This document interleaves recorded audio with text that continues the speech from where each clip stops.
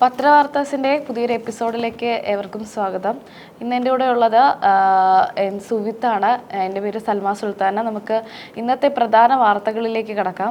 അപ്പം കേരള കൗമുദിയുടെ ഫ്രണ്ട് പേജിൽ തന്നെ നമുക്ക് കാണാൻ സാധിക്കുന്നത് അക്രമി നായ്ക്കളെ കൊല്ലണം എന്നുള്ളൊരു തലക്കെട്ടോടുകൂടി ഒരു വാർത്തയാണ്. അതായത് ജനത്തെ രക്ഷിക്കേണ്ടത് സംസ്ഥാനമാണ്. അതുകൊണ്ട് തെരുവിലെ അക്രമി നായ്ക്കളെ ദയാവധത്തിന് വിധേയമാക്കണമെന്ന് സുപ്രീം കോടതി ഉത്തരവിട്ടു.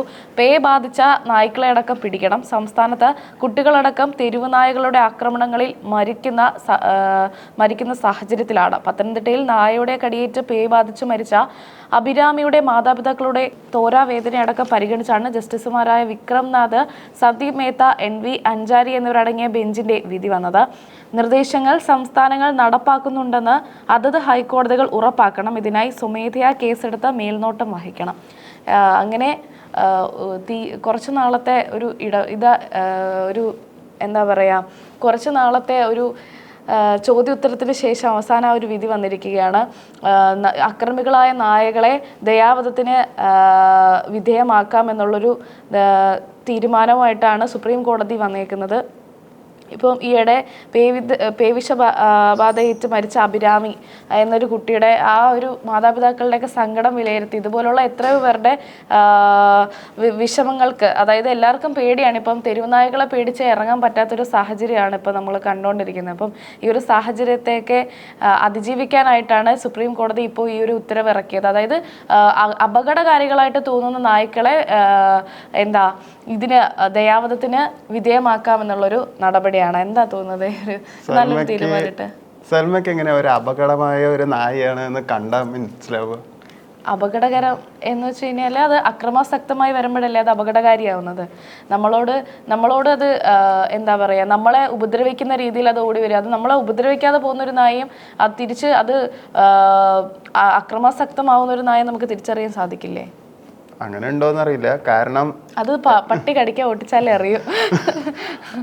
എന്റെ പട്ടി കടിക്കാൻ വരുമ്പോ ഞാൻ സാധാരണ അതിനെ തിരിച്ച് കല്ലെറിയോ അല്ലെങ്കിൽ അതിനെ എല്ലാം അങ്ങനെ തിരിച്ച് ഓടിയെന്ന് വരത്തില്ല. ചിലപ്പം ഇനി അവരെ ആക്രമിക്കാൻ പോകുന്നു എന്ന് പേടിച്ചിട്ടായിരിക്കും ചിലപ്പോൾ ആക്രമിക്കാൻ വേണ്ടി വരുന്നത്. അപ്പൊ നമ്മള് കല്ലെടുത്തെറിയുമ്പോൾ ചിലത് പോവും, ചിലത് പോവത്തില്ല. അത് ആക്രമിക്കാൻ നോക്കും. അപ്പൊ അങ്ങനെയുള്ള നായ്ക്കളെ, അതായത് അവർക്ക് അതിന് പേവിഷബാധ ഏറ്റ നായ്ക്കളായിരിക്കും അങ്ങനെ അക്രമാസക്തമാവുന്നത്. അത്തരം നായ്ക്കളെ ദയാവധത്തിന് വിധേയമാക്കണമെന്നാണ് സുപ്രീം കോടതിയുടെ വിധി. അതൊക്കെ നല്ലതാണ്. പണ്ട് ഇതുപോലെ ദയാവധം നടത്തുമ്പോൾ എൻ്റെ വീട്ടിൽ ഞാൻ വളർത്തുന്ന പട്ടിയെ ഇവര് മറ്റേ സാധനം ഇട്ട് വലിച്ചിട്ടില്ലേ, അങ്ങനെ എടുത്ത് കൊന്നു കളഞ്ഞു. അത് പേഴ്സണലി എനിക്ക് നല്ല വിഷമായി. ഇത് നല്ലൊരു തീരുമാനമാണ്. മനുഷ്യനേക്കാൾ എന്തുകൊണ്ടും മനുഷ്യന്റെ ജീവനാണല്ലോ വലുത്. അതില് അത്രയും വരില്ലല്ലോ ഒരു പട്ടി. അതെ, ഭരണഘടന ഉറപ്പ് നൽകുന്ന ഒരു കാര്യം കൂടിയാണ്. നമ്മുടെ ഫണ്ടമെന്റൽ റൈറ്റ് ആണ് നമുക്ക് ഫ്രീ ആയിട്ട് ട്രാവൽ ചെയ്യുക. അപ്പോൾ അതിനെയൊക്കെ തടസ്സം നിൽക്കുന്ന ഒരു കാര്യമാണ് ഇത്തരം കാര്യങ്ങൾ. അപ്പം അതിനെയൊക്കെ ഈ ഒരു വിധിയെക്കുറിച്ച് ഇപ്പം മൃഗസ്നേഹികളെല്ലാം അവിടെ അപ്പീലുമായിട്ട് ചെന്നപ്പോൾ സുപ്രീം കോടതി പറഞ്ഞത് മനുഷ്യരുടെ റൈറ്റ്സ് സംരക്ഷിക്കുക എന്നതാണ് എൻ്റെ ചുമതല എന്നുള്ളൊരു കാര്യമാണ്. അപ്പം എല്ലാവരുടെയും അപ്പീലിനെതിരെയാണ് സുപ്രീം കോടതി സ്വയമേ ഈ ഒരു വിധി പ്രസ്താവിച്ചിരിക്കുന്നത്. അത് പറഞ്ഞപ്പോൾ ഓർമ്മ വന്നത്, ഇപ്പൊ നേരത്തെ പറഞ്ഞത് ഫ്രീ ട്രാവല് KSRTCയിൽ ഇപ്പോൾ സ്ത്രീകൾക്ക് ഫ്രീ ആണ് എന്ന് പറഞ്ഞിട്ടുണ്ടായിരുന്നു. ഇന്നലെ കുറച്ച് സ്ത്രീകൾ അതിനു വേണ്ടി ബഹളം വെച്ച് ഫ്രീ ആയിട്ട് കയറുകയും ചെയ്തു. എന്താണ് ശരിക്കും ഇത് നല്ലതാണോ മോശമായിട്ടാണോ സൽമയ്ക്ക് തോന്നുന്നത്? നല്ലതല്ല. കാരണം അതായത് അവർ ചെയ്യണം, പക്ഷെ അത് ഉത്തരവ് ഇറങ്ങിയില്ലല്ലോ. ഉത്തരവ് ഇറങ്ങിയ ശേഷം അവർക്ക് തരാതിരിക്കുകയാണെങ്കിൽ അവർക്ക് പ്രതിഷേധിക്കാം. കാരണം ഇത് നമുക്ക് അവകാശപ്പെട്ട, നമ്മുടെ സർക്കാർ ഭരണത്തിലേറുന്നതിന് മുൻപേ നമുക്ക് തന്ന വാഗ്ദാനമാണ്. ആ വാഗ്ദാനം പാലിക്കപ്പെടണം. അത് നമ്മൾ ചോദിച്ചു വാങ്ങേണ്ടത് നമ്മുടെ അവകാശമാണ്. പക്ഷേ ഇത്തരത്തിൽ ആ ഒരു വിധി വരുന്നതിന് മുന്നേ തന്നെ ഇത്തരത്തിൽ പ്രതിഷേധത്തിന്റെ കാര്യമുണ്ടോ എന്ന് എനിക്ക് തോന്നുന്നില്ല. അപ്പം നമ്മുടെ മുഖ്യമന്ത്രി VD സതീശൻ പറഞ്ഞിരിക്കുന്നത് 15-ാം തീയതിക്ക് ശേഷം നിങ്ങൾക്ക് സൗജന്യ യാത്ര എന്നതാണ്. അപ്പം അതിനുശേഷം ഇത് നമുക്ക് കിട്ടിയില്ല എന്നുണ്ടെങ്കിൽ നമുക്ക് പ്രതിഷേധിക്കാം. ഇതിപ്പോ 15-ാം തീയതി കഴിഞ്ഞു ശരിക്കും പറഞ്ഞാൽ. പക്ഷെ ഓർഡർ ഇല്ലാത്തതുകൊണ്ടാണ് സ്വന്തം KSRTCയിലെ സ്ത്രീ അടക്കം ഒരു കണ്ടക്ടർ ആയിരുന്നു. അപ്പൊ ഈ സ്ത്രീകളൊക്കെ ഓക്കെ. അപ്പൊ ഇന്നലെ ഈ സ്ത്രീകൾ കയറി വന്നിട്ട് KSRTCയിൽ കയറിയിരുന്ന് ടിക്കറ്റ് കൊടുത്തില്ല. അപ്പൊ ആ കണ്ടക്ടർ സ്വന്തം പൈസന്ന് എടുത്തിട്ടാണ് ഇവർ ടിക്കറ്റ് കൊടുത്ത് അതിനു വേണ്ടി സ്ത്രീകളൊക്കെ കൈയടിക്കുകയും ചെയ്തു. അപ്പൊ അവര് ചെയ്തത് തെറ്റല്ലേ? സ്ത്രീകൾ തെറ്റായിട്ട് തോന്നുന്ന ഒരു ഭാഗത്തു നിന്ന് നോക്കുകയാണെങ്കിൽ അവരിപ്പോൾ ഈ പ്രതിഷേധം കൊണ്ടുവരേണ്ട കാര്യമില്ല. കാരണം VD സതീശൻ രംഗത്ത് വന്നിട്ടുണ്ടല്ലോ. അടുത്ത മാസം 15-ന് ശേഷം ഈ വിധി നിങ്ങൾക്ക് സൗജന്യ യാത്ര ഉറപ്പാക്കുമെന്നുള്ളൊരു കാര്യം. അതിന് ശേഷം അവർ പ്രതിഷേധം നടത്തുന്നതായിരിക്കും ഉത്തമമെന്നാണ് എനിക്ക് തോന്നുന്നത്. പിന്നെ ഇവിടെ മറ്റൊരു സ്ത്രീ, അതായത് ഈ കണ്ടക്ടർ എന്ന് പറയുന്നവർ, അവർക്കറിയാം അവർക്ക് ആവശ്യമായിട്ടുള്ള അവകാശമാണ് അവർ ഉന്നയിച്ചതെന്നും അവരുടെ അവകാശം സംരക്ഷിക്കുക എന്നത് അവരുടെ കടമയാണെന്ന് അവർക്കറിയാം. അപ്പം അതൊരു നല്ല കാര്യമാണ് കണ്ടക്ടർ ചെയ്തത്. ആ ഒരു പ്രശ്നത്തെ പരിഹരിച്ചു വിടാൻ അവർ ശ്രമിച്ചു. പക്ഷെ എന്നിരുന്നാൽ പോലും ഈ സ്ത്രീകൾ ഇപ്പം ശ്രദ്ധിക്കേണ്ട കാര്യം, ഇപ്പം ഒഫീഷ്യലായിട്ട് വന്നിട്ടുള്ള എന്താണ് അവർ പറയുന്നത് അതിനനുസരിച്ചിട്ട് വേണം നിൽക്കാൻ. അതായത് ഒഫീഷ്യലി ഒരു ഡേറ്റ് വന്നിരിക്കുന്നത് അടുത്ത മാസം 15-നാണല്ലോ. അപ്പോൾ അതിനുശേഷം അവർക്ക് അവരുടെ അവകാശം സംരക്ഷിക്കപ്പെട്ടില്ലെങ്കിൽ അവർക്ക് നടപടികളിലേക്ക് കടക്കാമെന്നതാണ്. അപ്പോൾ അങ്ങനെയാണെങ്കിൽ സ്ത്രീകൾ ആ കണ്ടക്ടറിന്റെ വയറ്റത്തടിച്ചിട്ടല്ല അവരുടെ അവകാശം വാങ്ങിയെടുത്തത്. 22 ടിക്കറ്റാണ് ആ കണ്ടക്ടർ വെറുതെ കൊടുത്തത് സ്വന്തം പൈസയിൽ നിന്ന് എടുത്തിട്ട്. അപ്പോൾ ഒരു ടിക്കറ്റിന് എങ്ങനെയായാലും ഒരു 20 രൂപ വെച്ച് വാങ്ങുകയാണെങ്കിൽ ഒരു 500 രൂപ 440 രൂപ വെച്ച് പോയിട്ടുണ്ടാവും. ആ കണ്ടക്ടർ നിർബന്ധിച്ച് കണ്ടക്ടറെ കൊണ്ട് കുടിപ്പിച്ചൊന്നുമല്ലല്ലോ, അവരുടെ സ്വന്തം ഇഷ്ടപ്രകാരം അവർ അത് ചെയ്തതല്ലേ. അത് അവരുടെ ഒരു ഇത് എന്നുവെച്ചാൽ അവർക്ക് ഇവിടെ കൊടുക്കണം എന്നുള്ളൊരു കാര്യം ഇല്ലായിരുന്നല്ലോ. ഇല്ല, അങ്ങനെ കൊടുത്തില്ലെങ്കിൽ അവരുടെ ജോലി പോകുന്നു ഉറപ്പായിരുന്നു അവർക്ക്. ജോലി അവരുടെ എങ്ങനെ ജോലി പോവാനാ? കാരണം അത് അങ്ങനെ അത്ര നിയമം. അതുകൊണ്ട് ആ സ്ത്രീ അതുകൊണ്ടാണ് അത് എടുത്തതെന്നാണ് അവര് പറയണത്. സ്ത്രീകൾക്കും ശരിക്കും KSRTC സ്ത്രീകൾക്ക് ഇതുപോലെ ഫ്രീ ആവശ്യമുണ്ടോ എന്നുള്ളൊരു കാര്യം ആവശ്യമുള്ളത് കൊണ്ടായിരിക്കുമല്ലോ ഇത്തരം ഭരണത്തിലേറുന്നതിന് മുൻപേ UDF സർക്കാർ അത്തരം കാര്യങ്ങൾ പുറപ്പെടുവിച്ചത്. അത് സ്ത്രീകളെ മുൻഗണന നൽകുന്ന തരത്തിലാണ് അവർ ആ ഒരു നിയമം നടപ്പിലാക്കുമെന്നുള്ളൊരു കാര്യം പറഞ്ഞത്. സൗജന്യ യാത്ര എല്ലാ സ്ത്രീകൾക്കും ഉറപ്പ് വരുത്തുന്നുള്ളൊരു കാര്യം പറഞ്ഞത്. നമ്മൾ പൊതുവെ നോക്കുകയാണെങ്കിൽ പുരുഷന്മാരെ അടിച്ചമർത്തുന്ന ഒരു നിയമമാണെന്ന് തോന്നിയാൽ പോലും ഒരുപാട് സ്ത്രീകൾ നമ്മൾ അകത്തേക്ക് നമ്മൾ ശ്രദ്ധിച്ച് നോക്കുകയാണെന്ന് മനസ്സിലാവും. ചില വീട്ടിൽ ഇപ്പം നമ്മളെപ്പോലെ ആവില്ല പലരുടെയും ജീവിത സാഹചര്യം. അപ്പം ഒരിടത്ത് പോകണം എന്ന് ആഗ്രഹിക്കുന്ന ഒരു സ്ത്രീക്ക് അപ്പം ഭർത്താവിനെ ഡിപ്പെൻഡ് ചെയ്യണം, ക്യാഷിന് വേണ്ടിയിട്ട് ഡിപ്പെൻഡ് ചെയ്യണം എന്നുള്ളൊരു സ്ത്രീക്ക് ഇപ്പം എന്തെങ്കിലും അത്യാവശ്യ സമയത്ത് അവർക്ക് ഈ ഒരു സൗജന്യ യാത്ര ഉപകരിക്കുന്നൊരു കാര്യമാണ്. അപ്പം ഇതിൻ്റെ ഭവിഷ്യത്ത് എന്തൊക്കെയാണെന്ന് ഞാൻ പറയുന്നില്ല. പക്ഷേ സ്ത്രീകളെ സംബന്ധിച്ച് അതൊരു നല്ല കാര്യമാണ്. അവർക്ക് കിട്ടുന്ന ആനുകൂല്യം അത് ഒരു ചെറിയ കാര്യമല്ല. അപ്പോൾ ആ കൂടെ ബസ് ടിക്കറ്റ് ഏറിപ്പോയ ഒരു സ്ഥലത്തേക്ക് പോവുകയാണെങ്കിൽ മാക്സിമം 100 രൂപയേ വരുള്ളൂ. ഇതുപോലും ഇല്ലാത്ത വീട്ടുകാർ കേരളത്തിലുണ്ട് എന്നാണ് സൽമ പറയണത്. തീർച്ചയായും കാണും. ഇന്നത്തെ നമുക്ക് പറയാൻ സാധിക്കില്ല. നമുക്ക് ഓരോ സമൂഹത്തിനെ നമ്മൾ ഉൾക്കാഴ്ചകളിലേക്ക് നമ്മൾ പോകുന്നില്ലല്ലോ. നമ്മൾ പുറമേയുള്ള കാര്യങ്ങളല്ലേ നോക്കുന്നത്. അതുപോലും ഇല്ലാത്ത ആൾക്കാർ പേഴ്സണലി എനിക്കറിയാം അങ്ങനെയുള്ള ആൾക്കാർ ഉണ്ട് എന്നുള്ളൊരു കാര്യം. ഭർത്താവിൻ്റെ ആശ്രയം അവരെ ഡിപ്പെൻഡ് ചെയ്യാതെ ജീവിക്കേണ്ടി വരുന്നു. അല്ലെങ്കിൽ അവരെ ഡിപ്പെൻഡ് ചെയ്ത് ജീവിക്കുന്നവരാണെങ്കിൽ പോലും 1 രൂപ പോലും കയ്യിലെടുക്കാത്ത സ്ത്രീകൾ നമ്മുടെ സമൂഹത്തിൽ ഇന്നും നിലനിൽക്കുന്നുണ്ട്. ഞാൻ ഇതുപോലെ തമിഴ്നാട്ടിൽ ചെന്നൈയിൽ പോയപ്പോൾ ഒരു ബസ്സിൻ്റെ ആദ്യം മുതൽ അവസാനം വരെയും മൊത്തം സ്ത്രീകൾ മാത്രമേ ഉള്ളൂ. തിരക്കാണ്, മൊത്തം തിരക്കാണ്. എനിക്കതിൽ കയറേണ്ടി വന്നു ആ ബസ്സിൽ. ഞാനാണെങ്കിൽ ടിക്കറ്റിന് പൈസയും കൊടുത്തു. പക്ഷെ പൈസ കൊടുത്തിട്ട് എനിക്ക് നിൽക്കേണ്ട അവസ്ഥയാണ്. ഇവര് ഫ്രീ ആയിട്ട് വന്നിട്ട് അങ്ങനെ സീറ്റിൽ മിണ്ടാണ്ടി ഇരിക്കുകയാണ്. ആ ബസ്സില് ആണുങ്ങളെന്ന് പറയാൻ വെറും 3 ആണുങ്ങളേ ഉള്ളൂ. ഈ 3 പേരും പൈസ കൊടുത്തിട്ട് അവിടെ നിൽക്കുകയാണ്. അതെ, ഞാൻ ഒരു കാര്യം ഈ നിയമത്തെക്കുറിച്ച് വന്നപ്പോഴത്തേക്ക് ഞാൻ ആലോചിച്ചൊരു കാര്യമാണ്. അപ്പം ഇനി നമ്മൾ സൗജന്യമായിട്ട് യാത്ര ചെയ്യുവാണെങ്കിൽ സ്ത്രീകൾക്ക് സീറ്റ് കിട്ടത്തില്ലേ എന്നുള്ളൊരു കാര്യമാണ്. അപ്പോൾ പുരുഷന്മാർ എന്തായാലും അവർ പൈസ കൊടുത്ത് പോകുമ്പോൾ അവർ സീറ്റ് വേണം എന്നുള്ള കാര്യത്തിൽ വാശി പിടിക്കും. അപ്പോൾ സ്ത്രീകൾ കൊണ്ട് നിറയുകയാണെങ്കിൽ ബസ്സിൽ ഇതുപോലെ വാക്ക് തർക്കവും പ്രശ്നങ്ങളും ഉണ്ടാവില്ലേ? സീറ്റിൻ്റെ കാര്യത്തിൽ നമ്മൾ വെറുതെ പോകുന്നു, സീറ്റ് അതുകൊണ്ട് നിങ്ങൾക്ക് ഇല്ല എന്നുള്ളൊരു കാര്യമൊക്കെ വരുമെന്നുള്ളൊരു കാര്യം ഞാൻ ആലോചിച്ചായിരുന്നു. അതുമാത്രമല്ല, സ്റ്റാലിൻ ഇതുപോലെ ചെയ്തുകൊണ്ടാണ് സ്റ്റാലിൻ പൊട്ടാൻ കാരണം എന്നുള്ള ഒരു പറച്ചിലുണ്ട്. അത് എന്താ കാരണം വെച്ചാൽ ഈ ബസ്സിൽ മൊത്തം സ്ത്രീകളായതും കൊണ്ട് പുരുഷന്മാരെ കയറാണ്ടായി. ഓട്ടോമാറ്റിക്കലി അത് ആണുങ്ങൾക്കൊരു വൈരാഗ്യം ചെറുതായിട്ട് വരും. പോരാത്തതിന് 10ൽ ഒരു 10 പേര് വോട്ട് ചെയ്യാൻ പോവുകയാണെങ്കിൽ അതിൽ 7 പേരും പുരുഷന്മാരെ വോട്ട് ചെയ്യണം. സ്ത്രീകളാണെങ്കിൽ വോട്ട് ചെയ്യാനും പോകാറില്ല. അതും കൊണ്ട് സ്റ്റാലിൻ നല്ല രീതിയിൽ പൊട്ടുകയും ചെയ്തു. അവിടെ വിജയൻ്റെ മാർക്കറ്റ് വേറെ ഉണ്ട്, എന്നാലും ഇതും ഒരു കാരണമാണ് പൊട്ടാൻ വേണ്ടിയിട്ട്. അപ്പോൾ അടുത്ത പ്രാവശ്യം ഇനി കോൺഗ്രസ് വരുന്നു വിചാരിച്ചാൽ അത് എന്തായാലും വരില്ല. മിക്കവാറും വി ഡി സതീശൻ ഈ ഒരു നിയമകാരണം പൊട്ട് തന്നെ ഉള്ളൂ അടുത്ത പ്രാവശ്യം.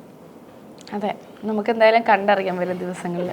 എന്തായാലും ഭരണം തുടങ്ങിയിട്ടേ ഉള്ളൂ, ഇനിയുണ്ട് 5 വർഷം. അത് പറഞ്ഞപ്പോഴാണ് വി ഡി സർക്കാർ മന്ത്രിവകുപ്പുകളിൽ ധാരണ വൈകുന്നു എന്നുള്ളൊരു വാർത്ത. അതായത് അദ്ദേഹം സത്യപ്രതിജ്ഞ ചെയ്ത് കയറിയെങ്കിൽ പോലും മന്ത്രിമാരുടെ ചുമതലകളെ പറ്റി ഒരു ധാരണ ഇതുവരെ നല്ല രീതിയിൽ വന്നിട്ടില്ല എന്നുള്ളൊരു കാര്യമാണ്. ഫിഷറീസ് കോൺഗ്രസ് എടുക്കുമെന്ന് ലത്തീൻ സഭ, ഉന്നത വിദ്യാഭ്യാസം വേണമെന്ന് ലീഗ്. അപ്പം ഇവർ തമ്മിലുള്ള ഇവരുടെ ഇടയിലെ മുന്നണികൾ തമ്മിൽ ഓരോ വകുപ്പിനെ ചൊല്ലി തർക്കങ്ങൾ നടന്നുകൊണ്ടിരിക്കുകയാണ്. അതിലെ ഒരു മൊത്തത്തിലുള്ളൊരു ധാരണ ഇതുവരെ വന്നിട്ടില്ല, അത് വൈകുന്നു എന്നൊരു വാർത്തയാണ്. ഇപ്പം മുഖ്യമന്ത്രി ആര് എന്നുള്ളൊരു ചോദ്യം നീണ്ടു നിന്ന് ഒരു 11 ദിവസത്തിന് ശേഷം അതിനൊരു ഉത്തരം ലഭിച്ച ഇപ്പം ഈ മന്ത്രിവകുപ്പുകളെ ചൊല്ലിയും ഇപ്പോൾ ചർച്ചകൾ നടന്നുകൊണ്ടിരിക്കുന്നു എന്നൊരു വാർത്തയാണ്. ലീഗുകാർ പറഞ്ഞ അവരുടെ ക്യാബിനറ്റ് തന്നെയാണ്, വകുപ്പ് തന്നെയാണ് അവർക്ക് കൊടുത്തത്. ഇനിയിപ്പോൾ അതിൻ്റെ പേരിൽ അവരെന്തിനാ അടി ഉണ്ടാക്കണമെന്നുള്ളത് ഒരു ഡൗട്ട് തന്നെയാണ്. ലീഗിലെ പ്രശ്നം പൊതുമരാമത്തെന്നാണ്.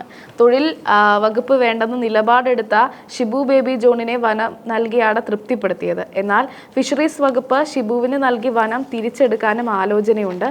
വനത്തിനൊപ്പം ഫിഷറീസ് കൂടി ഏറ്റെടുക്കാമെന്ന ഷിബുവിൻ്റെ നിലപാട് പ്രായോഗികമല്ല. അതിനിടെ KPCC അധ്യക്ഷൻ സണ്ണി ജോസഫ് നിശ്ചയിച്ച റവന്യൂ വകുപ്പ് AP അനിൽകുമാറിന് നൽകാൻ KC പക്ഷം നടത്തിയ ശ്രമം പാളി. വി ഡി സതീശൻ സർക്കാരിൽ മന്ത്രിമാരുടെ വകുപ്പുമായി ബന്ധപ്പെട്ട തീരുമാനമായില്ല. ദേവസ്വം, ഫിഷറീസ്, ഉന്നത വിദ്യാഭ്യാസ വകുപ്പുകളിൽ അന്തിമ തീരുമാനമായിട്ടില്ല. പൊതുമരാമത്ത് വകുപ്പുമായി ബന്ധപ്പെട്ട മുസ്ലിം ലീഗിലും തർക്കമുണ്ട്. അതിനിടെ എക്സൈസ് വകുപ്പിനോട് ലിജുവിന് താല്പര്യക്കുറവുണ്ടെന്നാണ് സൂചന. സഹകരണമോ സാംസ്കാരികമോ കിട്ടിയാൽ കൊള്ളാമെന്നാണ് ലിജുവിൻ്റെ നിലപാട്. തർക്കങ്ങൾ പരിഹരിച്ച് ഇന്ന് ഗസറ്റ് വിജ്ഞാപനം ഇറങ്ങിയേക്കും. അപ്പം ഇവിടെ തർക്കങ്ങൾ നിലനിൽക്കുന്നു എന്നുള്ളൊരു കാര്യമാണ്. ഇതിൽ മൊത്തത്തിലുള്ളൊരു അന്തിമ തീരുമാനം, മന്ത്രിവകുപ്പുകളെ പറ്റിയുള്ള തീരുമാനം വന്നിട്ടില്ല. ആ ഒരു ധാരണയിൽ അവർ എത്തിയിട്ടില്ല. മറ്റൊരു പ്രധാന വാർത്ത എന്താണെന്ന് വെച്ച് കഴിഞ്ഞാൽ ദുബായ് സെക്സ് റാക്കറ്റ് ഫാഷൻ ഷോയുടെ മറവിൽ പീഡനം എന്നുള്ളതാണ്. ഫാഷൻ വർക്ക്ഷോപ്പിൽ പങ്കെടുക്കാനെന്ന വ്യാജേന ദുബായിൽ എത്തിച്ച് സെക്സ് റാക്കറ്റിന് കൈമാറുന്ന മോഡലിംഗ് രംഗത്തെ യുവതി ഉൾപ്പെടുന്ന സംഘം കെണിയിലാക്കിയത് 8 മലയാളി യുവതികളെ. ഇത് ചെറിയൊരു വാർത്തയല്ല. ഇത് 8 മലയാളി യുവതികളെ ഇതേപോലെ മോഡലിങ്ങിൻ്റെ പേരിൽ നമുക്കറിയാം, നമ്മളെ ചുറ്റും എത്ര മോഡലിംഗ് എന്നുള്ള പ്രൊഫഷനിലേക്ക് പോകണം എന്ന് ആഗ്രഹിക്കുന്ന ഒരുപാട് കുട്ടികളുണ്ട്. അപ്പം അവരെയൊക്കെ പിന്നോട്ട് വലിക്കുന്ന ഒരു വാർത്തയാണ് ഇപ്പോൾ വന്നിരിക്കുന്നത്. ഈ പ്രൊഫഷൻ്റെ മറവിൽ ഇത്തരം സെക്സ് റാക്കറ്റ്, ലഹരി കച്ചവടം തുടങ്ങിയ കാര്യങ്ങളൊക്കെ വർദ്ധിച്ചു വരുന്നൊരു സാഹചര്യമാണ് ഇപ്പോൾ ഉള്ളത്. അപ്പോൾ ഇത്തരം കാര്യങ്ങളൊക്കെ വന്നു കഴിഞ്ഞാൽ നമ്മുടെയൊക്കെ കുട്ടികളുടെ ഭാവി എന്താകും? എന്ത് വിശ്വസിച്ച് അവരെയൊക്കെ ഓരോ മേഖല തിരിച്ചുവിടാൻ സാധിക്കും? അവർ ഈ കുഞ്ഞുനാൾ തൊട്ടേ ഈ കരിയറിലേക്ക് പോകണം എന്ന് ആഗ്രഹിക്കുന്നവർക്കൊക്കെ ഇതൊരു വൻ തിരിച്ചടിയായിട്ടാണ് നമുക്ക് മനസ്സിലാവുന്നത്. മാതാപിതാക്കൾ ഈ ഒരു കാരണം കൊണ്ട് ഇനിയിപ്പം അവരെ ആ ഒരു കരിയറിലേക്ക്, അവരെ ആ പ്രൊഫഷനിലേക്ക് തിരിയാൻ സമ്മതിക്കാത്തൊരു സാഹചര്യം ഉണ്ടാക്കും. എന്നെക്കാട്ടിലും എത്രയോ ചെറുപ്പമാണ് ആ 2 പെൺകുട്ടികളും. എന്നിട്ടും അവരുടെ ബിസിനസ് ഇവരെ ഞാൻ കണ്ടിട്ടുണ്ട്. ആക്ച്വലി കുറെ റീലൊക്കെ ചെയ്യണം ഇൻസ്റ്റാഗ്രാമിൽ. അത്യാവശ്യം സോഷ്യൽ മീഡിയയിൽ സജീവമായാണ് അലീന ഇബ്രാഹിം. ഞാൻ ഇങ്ങനെ കണ്ടിട്ടുണ്ട്, ഫേസ് കണ്ടിട്ടുണ്ട് അവരുടെ.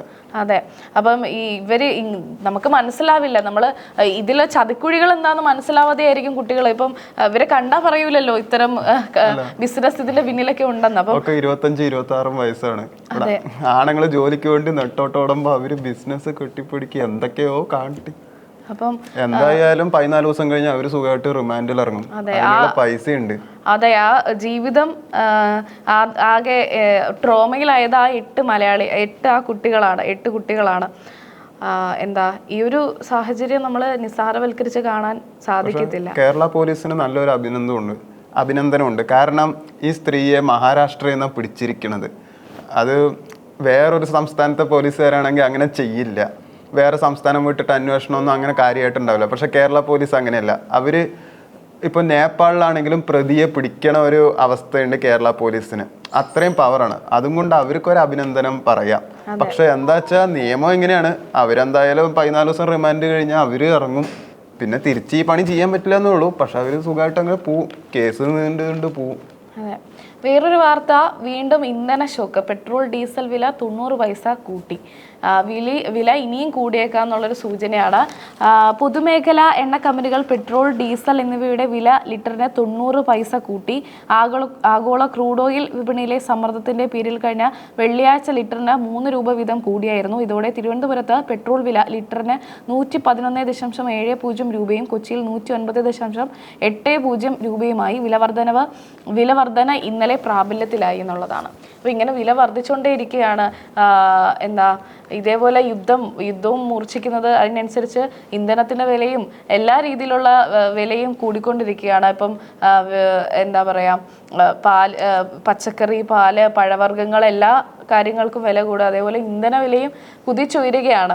ഇത് ജനങ്ങളെ വല്ലാത്ത രീതിയിൽ ബാധിക്കുന്നുണ്ട്. ഇപ്പം പ്രധാനമന്ത്രി പറഞ്ഞ പോലെ ഒരു ലോക്ക്ഡൗണിലേക്ക് ഇത് എത്തിക്കുമോ എന്നുള്ളൊരു കാര്യമാണ്. എനിക്കറിയില്ല. ഒന്നാമത് GST ആയിട്ട് 18% അത്ര പോകുന്നുണ്ട്. പോരാത്തതിന് ഇപ്പോൾ SST അടക്കമുണ്ട്. അതുകൊണ്ടാണ് കേരളത്തിൽ ഉള്ളതിനെക്കാട്ടിലും ഇന്ധനവില നല്ല കൂടുതൽ. പക്ഷെ തമിഴ്നാട്ടിൽ ഈ പ്രശ്നം ഇല്ല. 90 പൈസ കൂടിയാലും അവിടെ ഇപ്പോൾ 101 രൂപയാണ്. ഞാൻ അവിടുത്തെ പെട്രോൾ അടിക്കുന്ന ഒരാളാണ്. അപ്പോൾ ഇപ്പോൾ എങ്ങനെയായാലും 102, 103 ഉള്ളൂ. പക്ഷെ അതേ സ്ഥാനത്ത് ഇപ്പോൾ കേരളത്തിൽ 110 രൂപയാവും. കാരണം ഇവിടെ SST ഉണ്ട്. അതൊരു പ്രശ്നം തന്നെയാണ്. അപ്പോൾ ഒന്നും ചെയ്യാൻ പറ്റില്ല. ഇപ്പോൾ സൗജന്യ യാത്രയാക്കിയില്ല. അതുകൊണ്ട് എന്തായാലും വേറെ രീതിയിൽ ഇനിയിപ്പോൾ പൈസ എടുത്തേ പറ്റുള്ളൂ. വേറൊരു വാർത്ത, മത്സരയോട്ടം ഇന്നലെയും പൊലിഞ്ഞു ഒരു ജീവൻ. അതിരുകടന്ന് ന്യൂജൻ ബൈക്ക് അഭ്യാസം. നമ്മളിപ്പോൾ കാണുന്ന ഒരു കാര്യമാണ്. സോഷ്യൽ മീഡിയ തുറന്ന ബൈക്ക് കൊണ്ടുള്ള അഭ്യാസങ്ങളാണ്. അതുകൊണ്ട് സ്പീഡിൽ പോകുന്നു, കുത്തിമറിയുന്നു. അത് ആൺകുട്ടികൾ മാത്രമല്ല, പെൺകുട്ടികളും ആ ഒരു ഇതിലേക്ക് തിരിഞ്ഞിരിക്കുകയാണ്. അപ്പം ഈ ഒരു കാര്യം നമ്മൾ വളരെ ഗൗരവമുള്ളൊരു വിഷയമാണ്. അപ്പോൾ ഇന്നലെയും ഇതേപോലെ ഈ റീൽസിന് വേണ്ടി ചിത്രീകരിക്കാൻ വേണ്ടിയിട്ട് ബൈക്ക് കൊണ്ട് അഭ്യാസം കാണിച്ച ഒരു ജീവൻ കൂടി പൊലിഞ്ഞു എന്നുള്ളൊരു വാർത്തയാണ്. റീൽസ് ചിത്രീകരണത്തിനായി പൊതുനിരത്തുകളിൽ യുവാക്കൾ നടത്തുന്ന വാഹന അഭ്യാസ പ്രകടനം അതിര് കടക്കുന്നത് അപകടം വിളിച്ചോതുന്നു. ഇന്നലെ പള്ളിക്കത്തോട്ടിൽ മത്സരയോട്ടത്തിനിടെ ഡ്യൂക്ക് ബൈക്ക് നിയന്ത്രണം വിട്ട് തോട്ടിലേക്ക് മറിഞ്ഞ് യുവാവ് മരിച്ചതാണ് ഒടുവിലത്തെ സംഭവം. ഇത് ഓരോ ദിവസവും ഇങ്ങനെ ഇതേപോലെ ഇതിനെ സംബന്ധിച്ച് ഓരോ വാർത്തകൾ നമ്മൾ കേട്ടുകൊണ്ടിരിക്കുകയാണ്. ഇതിനനുസരിച്ചിട്ട് ഓരോ എന്താ പറയുക, കൂടിയ ബൈക്കുകൾ വാങ്ങുക, അതിൽ അഭ്യാസ പ്രകടനം നടത്തുക, റീൽസ് എടുക്കുക, അത് പോസ്റ്റ് ചെയ്യുമ്പോൾ അവർ എന്തൊക്കെയോ നേടി എന്നുള്ളൊരു ഭാവമാണ് ഈ യുവാക്കൾക്ക്. അപ്പോൾ ഇത്തരം ചിന്താഗതി മാറ്റിവെക്കുക. അവരുടെ ജീവൻ നഷ്ടപ്പെടുന്ന ഇത്തരം കടന്ന കൈകളിലൊന്നും കടക്കാതിരിക്കുക. അത് നമ്മൾ തന്നെ ശ്രദ്ധിക്കേണ്ട ഒരു കാര്യമാണ്. പ്രത്യേകിച്ച് മാതാപിതാക്കൾ മക്കൾ ഈ കാര്യങ്ങളിലൊക്കെ ഏർപ്പെടുന്നുണ്ടോ എന്നുള്ള കാര്യങ്ങളൊക്കെ നോക്കി അവരെ പിന്തിരിപ്പിക്കാൻ ശ്രമിക്കണം. അവർക്ക് ഇത്തരം ഈ ഒരു ചിന്താഗതി അവരെ ദോഷത്തിലേക്ക് കലാശിക്കൂ. ആ ഒരു ചിന്ത അവർക്കുണ്ടായാൽ നന്ന്. ടീനേജ് പ്രായത്തിൽ പൊതുവെ എല്ലാവർക്കും ബൈക്ക് ഒരു ആഗ്രഹമായിരിക്കും. എനിക്കും അങ്ങനെ തന്നെയായിരിക്കും. ഞാനും ബൈക്കിൽ തന്നെയാണ്. മോഡിഫിക്കേഷൻ ആവാം, അത് പ്രശ്നമില്ല. പക്ഷെ ഇങ്ങനെ അഭ്യസിക്കാൻ മാത്രമായിട്ടുള്ള ബൈക്കുകളുണ്ട്. അത് ചെയ്യുമ്പോൾ ഓട്ടോമാറ്റിക്കലി വലിയ പ്രശ്നം ഉണ്ടാക്കും. പക്ഷെ ഡ്യൂക്ക് പൊതുവെ ഒരു കൊലകൊല്ലി ബൈക്കാണ് എന്ന് എല്ലാവരും പറയാറുണ്ട്. അത് ഡ്യൂക്കിനാണെങ്കിൽ വിലയും കൂടുതലാണ്. എന്നാൽ അതിൻ്റെ പാർട്സ് എല്ലാം കുറച്ച് മോശം പാർട്സുമാണ്. അതുകൊണ്ട് ഈ ബൈക്ക് എടുത്തതിൽ ഒരു 2016-17 കാലഘട്ടത്ത് ആ ബൈക്ക് എടുത്തതിൽ ഒരു 10-ൽ 3 ആൾക്കാരും ആക്സിഡൻ്റായിട്ട് മരിച്ചു തന്നെ പോയിട്ടുണ്ട്. കാരണം ഡ്യൂക്ക് അത്രയും മോശം ബൈക്കായിട്ടാണ് അന്ന് വന്നത്. പിന്നെ അവരത് നന്നാക്കി. ഇപ്പോഴും അതൊക്കെ തന്നെ നടക്കണത്. അതായത് ഏതൊരു ബൈക്കാണെങ്കിലും നല്ല രീതിയിൽ ഓട്ടിക്കുകയാണെങ്കിൽ പ്രശ്നമൊന്നുമില്ല. അതിന് പകരം ഇത്തരം അഭ്യാസ പ്രകടനങ്ങൾ കാണിക്കുമ്പോഴാണ് അതൊരു അപകടത്തിലേക്ക് കലാശിക്കുന്നത്. ഡ്യൂക്ക് ആണെങ്കിൽ പവർ കുറച്ച് കൂടുതലാണ്. സ്റ്റാർട്ട് ചെയ്യുമ്പോൾ തന്നെ ഒരു 2 സെക്കൻഡ് ഗിയറൊക്കെ ഇടുമ്പോൾ തന്നെ അത്യാവശ്യം നമുക്കൊരു 50-60 ഒക്കെ പിടിക്കാൻ പറ്റും. അപ്പോൾ ഒരു 5 ഗിയർ ഇട്ട് പോകുമ്പോഴേക്കും അത് നല്ല ഇതാവും. അടുത്തൊരു വാർത്ത, കുറച്ച് ദിവസമായിട്ട് ഇങ്ങനെ ചുറ്റിപ്പറ്റി നടക്കുന്നൊരു വാർത്തയാണ്. നീറ്റ് ചോദ്യ പേപ്പറിന്റെ ചോർച്ച. NDA ഉദ്യോഗസ്ഥരെ ചോദ്യം ചെയ്ത CBI.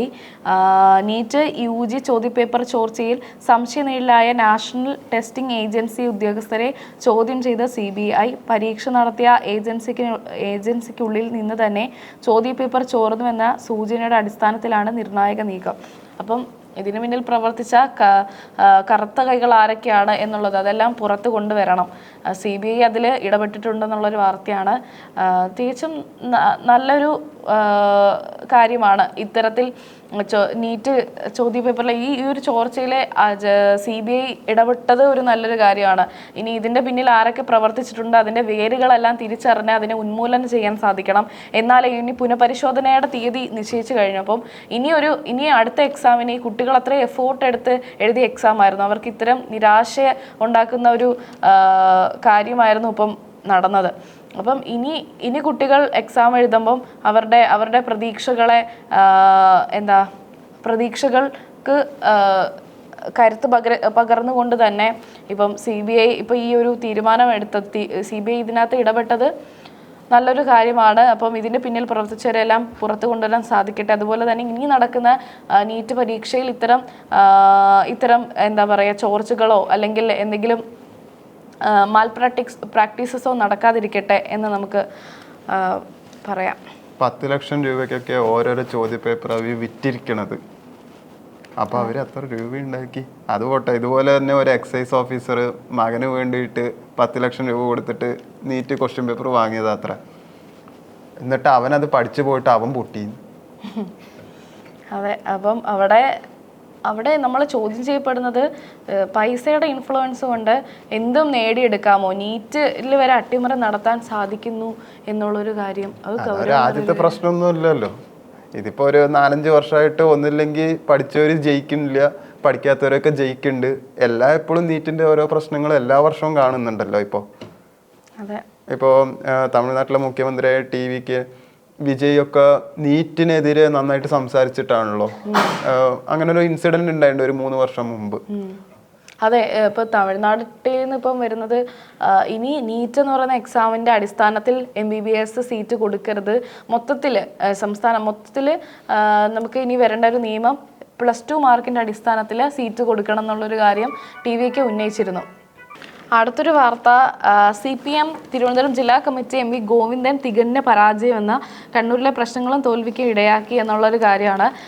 അപ്പോൾ CPIM ഈ ഒരു കാര്യം വിലയിരുത്തി.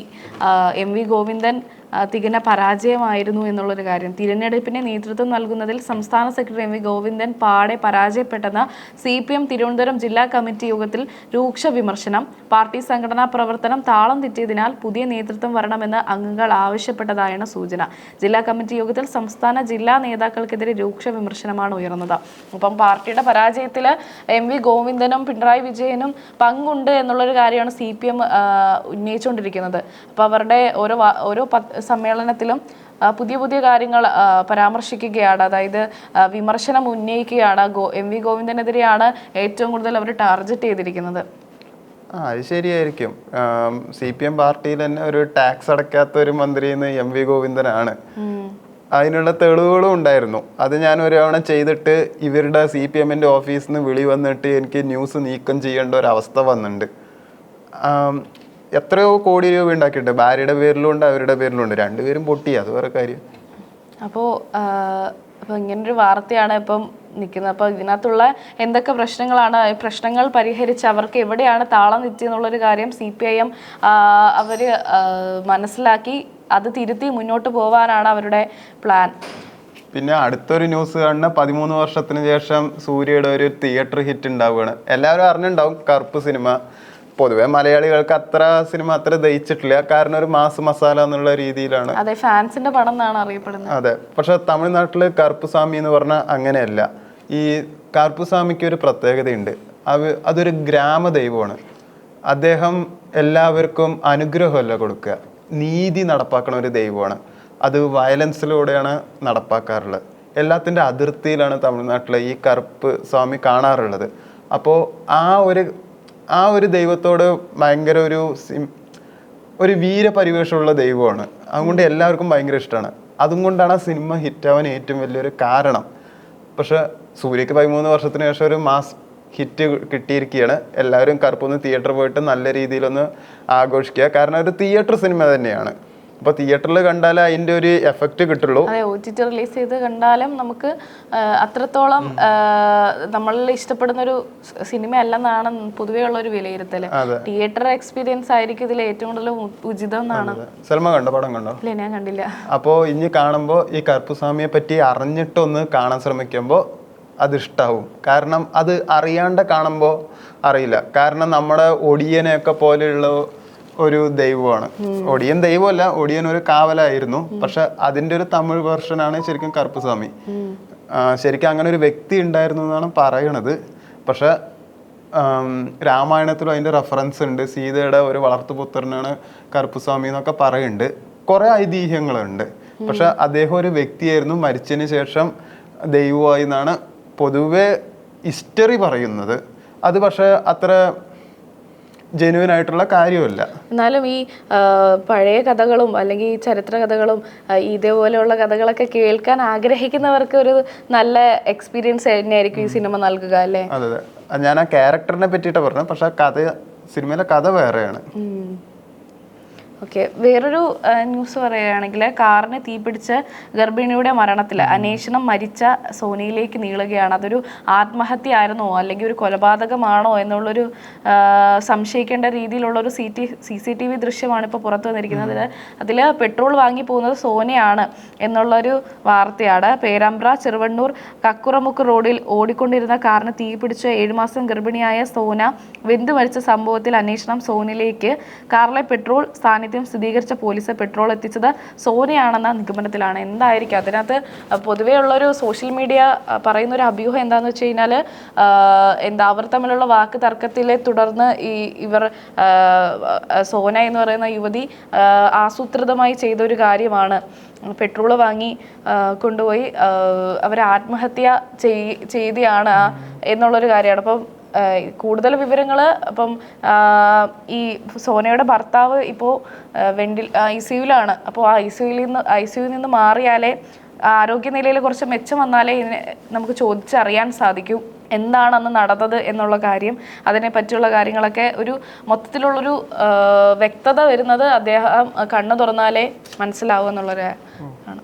പിന്നെ അടുത്തത് സ്വർണത്തെ പറ്റിയിട്ടാണ്. സ്വർണം 1,15,000 ഇപ്പോൾ ആയിട്ടുണ്ട്. ദിവസം ഇപ്പോൾ കയറി ഇറങ്ങിക്കൊണ്ടിരിക്കുകയാണ്. കൂടുതലും സ്വർണം നല്ല രീതിയിൽ തന്നെ വില കൂടും. ഇപ്പോൾ സ്വർണം വാങ്ങുകയാണെങ്കിൽ ഇപ്പോൾ വാങ്ങുന്നതിന് പ്രശ്നമൊന്നുമില്ല. പക്ഷെ അടുത്ത മാസത്തേക്ക് കമ്മിയാവും. പക്ഷെ എങ്ങനെയായാലും ഒക്ടോബർ ആകുമ്പോൾ ഒരു 1,68,000 രൂപ വരെ സ്വർണം പവന് പോകാൻ സാധ്യതയുണ്ട്. പിന്നെ വീണ്ടും കമ്മിയാവുക തന്നെ ചെയ്യുള്ളൂ. പക്ഷെ ഈ സമയത്ത് എടുത്തിട്ട് ആ സമയത്ത് വിൽക്കുകയാണെങ്കിൽ നിങ്ങൾക്ക് കുറച്ച് ലാഭം കിട്ടും. ഇപ്പോൾ ഒരു ദിവസം 2 തവണയൊക്കെയാണ് സ്വർണം കയറി ഇറങ്ങിക്കൊണ്ടിരിക്കുന്നത്. രാവിലെ ഒരു വിലയും ഉച്ചയ്ക്ക് 3 മണിക്ക് മുമ്പായിട്ട് ഒരു വിലയായിരിക്കും. അതുകൊണ്ട് രാവിലെ സ്വർണം വാങ്ങാൻ പോകുമ്പോൾ നിങ്ങൾക്ക് ഒരു വിലയും ഉച്ചയ്ക്ക് ശേഷം വേറൊരു വിലയിലായിരിക്കും കിട്ടുന്നുണ്ടാവുക. അത് GST SST ഒക്കെ കഴിഞ്ഞ് വരുമ്പോൾ എങ്ങനെയായാലും ഒരു 15,000 രൂപയുടെ വ്യത്യാസം നിങ്ങൾക്ക് വരാൻ സാധ്യത ഉണ്ടാവും. അതുകൊണ്ട് നോക്കിയും കണ്ടും സ്വർണം വാങ്ങുക.